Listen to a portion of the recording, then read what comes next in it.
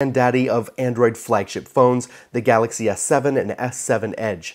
And they fixed many of the problems of the S6 line introduced last year. While they don't offer removable batteries, Samsung did include expandable storage on both handsets in case the 32 gigabytes of onboard storage isn't enough for you. Samsung mostly stuck to the same design this time around, and they did shrink down the camera bumps on the back and made the devices a little thicker to make room for larger batteries. In terms of specs, these are top-of-the-line smartphones. They come with Quad HD Super AMOLED displays, a Qualcomm Snapdragon 820 processor, 4 gigabytes of RAM, a great 12 megapixel rear-facing cam, and it runs the latest version of Android. Instead of featuring the same screen sizes this time around though, Samsung kept the S7 at a smaller 5.1 inch, while the S7 has bumped up to 5.5 inches. Now let's talk the Nexus 6P. As the successor to last year's Motorola Nexus 6, Google unveiled the Huawei-made Nexus 6P. This device is the higher end of the two Nexus phones announced at Google event last year, and that's incredibly apparent when looking at the spec sheet. Now it comes with a big 5.7-inch Quad HD AMOLED display, a super fast Snapdragon 820 processor, a giant 3,450 mAh battery, and an impressive 12 megapixel rear-facing camera. You want to get your hands on one? Well, the Nexus P is pretty cheap considering the specs and build quality. You can purchase it directly from Google starting at just $499. Now let's talk the HTC 10. HTC needed a saving grace this year, and the 10 just may be it. The Taiwanese company finally designed a phone that's different enough from its predecessor, yet still sports a familiar design language. With an all-metal chassis, front-mounted fingerprint sensor, and a new and improved speaker setup, the HTC easily made its way onto our Android's best phone list. Under the hood, the 10 comes with some killer specs: a 5.2-inch Quad HD display, a Snapdragon 820 processor, 4 gigabytes of RAM, and it's in line with most other flagships this year. And it also comes with expandable storage up to 200 gigabytes and a 3,000 mAh battery that will have no problems lasting an entire day on a single charge.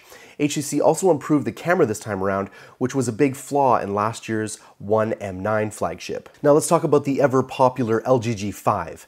The distinctly different design of the LG G5 may not be for everyone, but there's little denying that LG went out of its way to try and innovate in a market where big changes like this aren't very common anymore. Spec-wise, we're looking at a Qualcomm Snapdragon 820 processor with 4 gigabytes of RAM, a 5.3-inch display, and 32 gigabytes of onboard storage with microSD for expansion.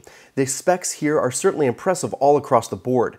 It's also worth mentioning that LG has revamped its software, making it faster and less bloated. One controversial move with the software, however, is the removal of the app drawer in favor of LG's, quote, simplified experience. Now let's talk Huawei's P9. Huawei's new P9 flagship certainly ticks a lot of the right boxes, and it has a fast processor, plenty of onboard storage, a big battery, and is very thin.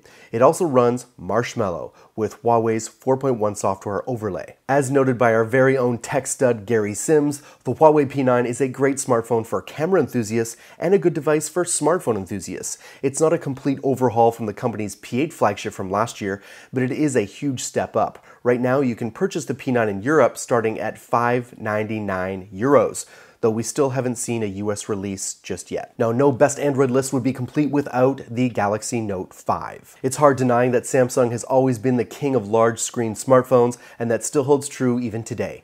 With a crystal clear 5.7-inch display, powerful Exynos 7420 CPU, and a killer 16 megapixel rear-facing camera, the Galaxy Note 5 is one of the best Android phones available on the market right now. With all that being said though, this device doesn't come without its compromises. Samsung's decision to omit the microSD card slot and removable battery has been a controversial one over the past year, especially among Samsung die-hard fans.